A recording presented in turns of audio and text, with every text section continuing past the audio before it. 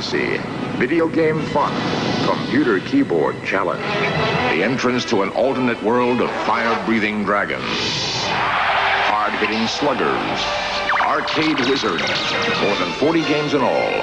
Odyssey, the excitement of a game, the mind of a computer. All for the price of an ordinary video game. Odyssey. Magnavox is back, and they're serious. So Magnavox introduces the Odyssey 2. Even though there were like 24 other Odysseys. 50 Odysseys. 7,000 Odyssey Pong systems in the 70s. I don't know, it probably actually would have been confusing even more if they just called it the Odyssey 25. They probably just wanted to change their image after their poor early marketing that suggested that their system would only work on a Magnavox brand television. It's a cover-up conspiracy. So the Odyssey 2, at first you wouldn't know where that name came from, but remember that little system that came out in 72? Which was when the original Odyssey came out, the first video game console. Ladies and gentlemen, this is the Odyssey 1. And Ralph Baer, the father of home video games. But what came out in 1978 was not the Odyssey 1. It was the Odyssey 2. The Odyssey 2! Magnavox is sitting at home. They're like, what the hell, Atari VCS? We're the guys that came up with this. Right. We have the Odyssey from, 5 years ago, 6 years ago. We're getting back into this. The Odyssey 2 was priced about the same as the VCS, but it had a slight advantage over it. There was an educational aspect to the Odyssey 2 that parents liked. Versus the Atari 2600, which was so obviously just games. There's even the, computer intro cartridge, which teaches you how to talk in a low-level way, like very simply, in assembly. I could teach my kids, and they'll be stupider, and I apparently did not have an Odyssey 2. So you have one console that's only games, or one that's games and educational. Given the option, Atari, Magnavox, they went with the Odyssey. Are we a game? Are we a toy? The console itself looks like a computer. It had the membrane keyboard so you could actually type in. It's got a really cool 70s sci-fi look. And it was like a pressure-sensitive membrane keyboard so that kids couldn't destroy it. You can't break anything off, and if you get sticky fingers or, chip dust down there, you can actually, instead of using compressed air, you can just wipe this off. Yeah, it's pressure-sensitive. It's brilliant. You can spill juice on here, and it'll probably be okay. I throw juice on it all the time. Young kids wouldn't break out the keys. I find these infinitely fascinating. And it's got a big, shiny red button. And the controllers themselves were kind of like an Atari 2600 joystick where you had your stick and your primary button. Action button. It says action. Action. They weren't always hardwired in, but in later models they were. But it had two built in. It doesn't perfectly center, but it does have this little kind of restrictor plate molded into the plastic. So you can only, you couldn't do 360 degrees of contact on this thing. When you flip it over and you look at it, you can actually open this up like a mouse and clean out the entire joystick and do maintenance on it yourself. Sony won't even let you change the rechargeable battery on a PS3 controller. They had come out with the voice module, which was really, really fun. Like those typical, when you see 80s stuff now, or 70s stuff even, where they're doing voice emulation, it's always like this. First console to have voice synthesis. Back then, when a game talked to you, you could pretty much get rid of your friends. And synthesis is huge because it's the first step to actual music in games. So you had these cartridges that were on little handles, so they tried to make that look different. Ergonomic carts with handles! They didn't want us to get metacarpal. At the time, Atari still didn't have the big arcade games available. They were doing a lot of different things to get, try to capture some part of the market. It worked. The Magnavox Odyssey 2 was a big competitor. People did buy the Odyssey 2.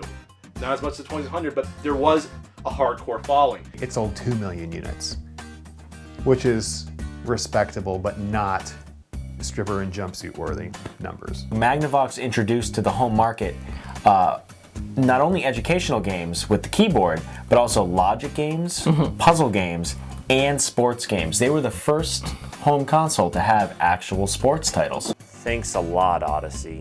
You're welcome, Madden fans. That's why Atari later on decided to do more sports games, more learning games for their market as well. And probably the most infamous, but still a good game on the Odyssey 2, Casey Munchkin. Casey Munchkin, that's all I gotta say is Casey Munchkin. It's the killer app for the Odyssey 2. The killer app. And when you're hungry to step up the challenge, punch! Odyssey's computer keyboard lets you program a myriad of mazes all your own. Nobody else's maze game does that. Casey Munchkin, available now. Programmed by you. Casey Munchkin is essentially a Pac-Man clone, and Atari had sued Magnavox because it was so similar. But there were some good games in there. Pickaxe Pete. A delightful Donkey Kong-esque game where you mine for gold until you succumb to the black lung. You had Power Lords based on that show, the old show. Quest for the Rings, which incorporated using a layout over the keyboard. I really like these master strategy video games for the Odyssey 2. There's several of them out there. These are two of them. You get Quest for the Rings and Conquest of the World. It basically has a map and it's a board game, but you have to use Odyssey 2 in order to play it as well. Basically a board game and video game hybrid. So you would put this overlay on the keyboard, and then you had a game board and you had pieces. They had actual metal pieces inside of there. And that was kind of cool because you would move around the board, and then when you got to a certain point, you would have to play the video game to see how that resolved. And you had some other cool ones. You had, they had their own Space Invaders quote, Alien Invaders Plus. And what? Invaders from hyperspace. It's got this like rainbow text where each line is a slightly different color than the last. And it makes it really trippy because it's not just a journey while you're reading this, but it's an odyssey. It took over the world. President of the United States for a few years there was the Odyssey 2. I mean, this is the 70s. You can't make rainbow font like that easily. I mean, not everyone has Photoshop or Word. No, hence the Odyssey 2. Well done, player. Uh-oh. Power up. The introduction of Atari Football, Taito Soccer, but the controller used on the arcade cabinet? Oh, the trackball. Who doesn't love the trackball? The trackball. Woo! Don't we all love the trackball? Trackball came out in 1978 and began my love-hate relationship with the video game Missile Command. I hate that game. I love trackballs. I love playing games with a trackball. They give you a really precise amount of control. How fast you go, how slow you go, and it was really innovative for the time. I don't like them, honestly. I think they're kind of gimmicky and stupid. Basically a pool cue ball that sticks out of the top of the control panel. You gotta slap it around to control the game. It's always messed up. It's never right. It's either stuck or sticky, or someone's broken it by just Try to get the dang thing going fast. Yeah, I'm sure that's how most of them probably broke. The knuckleheads like you. Knuckleheads like me going. Yeah. Oh, stop that momentum. Good. If you roll your hand too far to the side where it connects with the panel, you're gonna pinch the hell out of your fingers. You don't get blisters on your thumbs anymore. You get them all over your freaking hand. I remember coming home from the arcade with blisters and purple and black, and those were the days. And that's why all video game consoles have controllers now that look like this. I used to play the trackball with my tongue. Is that what's wrong with you? I'm like, I gotta go down. And well, it was innovative. Yeah. But Atari Football is X's and O's on one side. You pick your play, and I do believe you move one of your players with the trackball. Other than Space Invaders in 1978, it was Atari Football that was the big game in the arcade. This is really the first arcade football game, especially when football season came around. It was very popular, so people pumping quarters in, and it's multiplayer. It's the first realistic sports game, in my opinion. But the funny thing was, as soon as football season was over and people stopped watching it because of that, they also stopped caring about the football video game. It was the Madden of 1978.